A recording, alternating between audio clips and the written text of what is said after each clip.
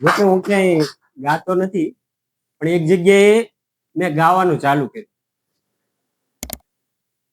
કીધું હે કરમ નો સંગાથી રાણા મારું કોઈ નથી. આંખું ખોલી જાય કોઈ નો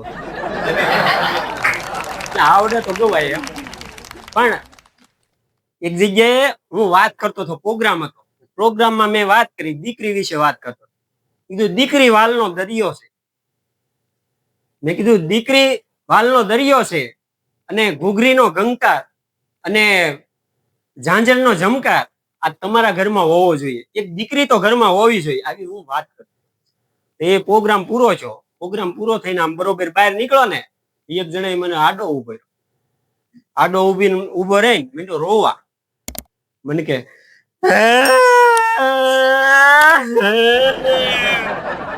મને હું છું, કેમ રોવે છો? મને કે તમે લોકો કલાકારો એવી વાતો કરો, દીકરી કે વાલનો દરિયો.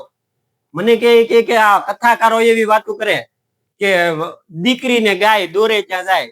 મને કે આ મોદી સાહેબ યોજના લાવ્યા વાલી દીકરી, કે દીકરી વાલનો દરિયો, તમે હું લોખંડનો હરિયો છે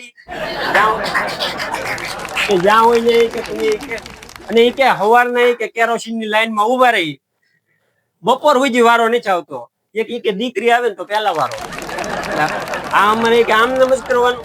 અને વાતે હાચી તમે, અને હું તો કલાકાર એટલે છો મને આજની દયા આવે.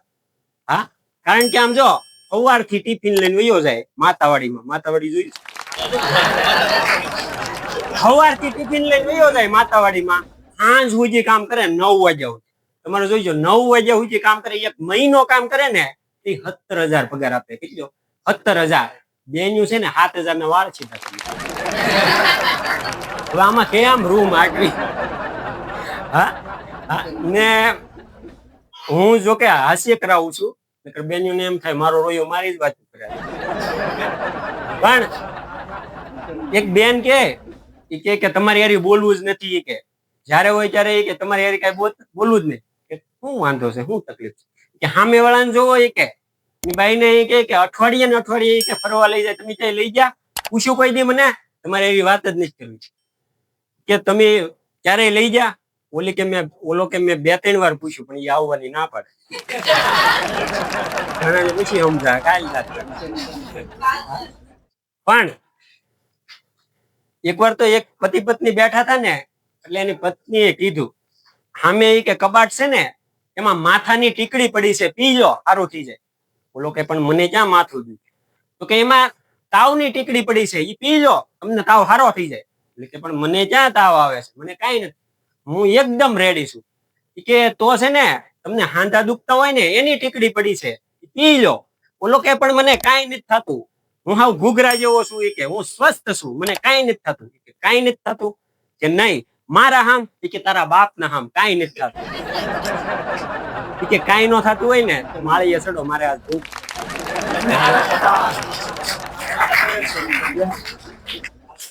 આવી બુદ્ધિ જાય તમને જોવા મળે. એમ કે બેન બુદ્ધિ નહીં, ભૂકા કાઢ નાખે.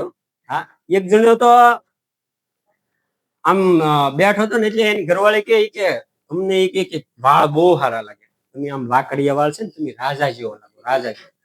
બોલો કે એમ? કે હા, તમે જો લાંબા વાળ કર્યા હોય ને તો તમે રાજા જેવો લાગો. બોલો તો વાકડિયા વાળ લાંબા મીડો કરવા, ચોટલો આવી જાય ત્યાં સુધી નાખે. પછી એક દી હું તો થો ને ત્યાં તકો કરી નાખ. એટલે ઓલો જાય ગયો, કે કેમ વાળ કાપી નાખ્યા? કે 3,000 રૂપિયાના કિલો. હવે તમારા ટકા કરીને જે વાળ વેચ્યા આવે અને જેવી તેવી બુદ્ધિ કહેવાય. પણ મારો એક મિત્ર છે મથુર દેહમાં રહે. તે બરોબર અમારે એક દી દેહાણામાં જવાનું હતું. દેહાણામાં અમે 4-5 જણા જતા હતા ને, મથુર કે મારે આવું. મેં કીધું ભલામણ આવ્યો ખરો, બોલતો નહીં. મને કે કાંઈ વાંધો નહીં. ગરદણીની હામ હોય બેસી ત્યાં બેઠો, એનો વાંધો નહીં, પણ એની ચાલુ કર્યું ગરદણી. કે અરે રે, દાદા એ બહુ ભારે કરી. દાદા એ કે બહુ ભારે કરી. કે દાદા 2 વર્ષ ખાટલે બેઠા હોત ને બહુ સારું હતું. અને દાદા વગર તો કે જીવીને શું કરું, ઘર સૂનું લાગે. પછી ઓલા ભાઈએ કીધું દાદાને કઈ નથી થયું, બા વયું.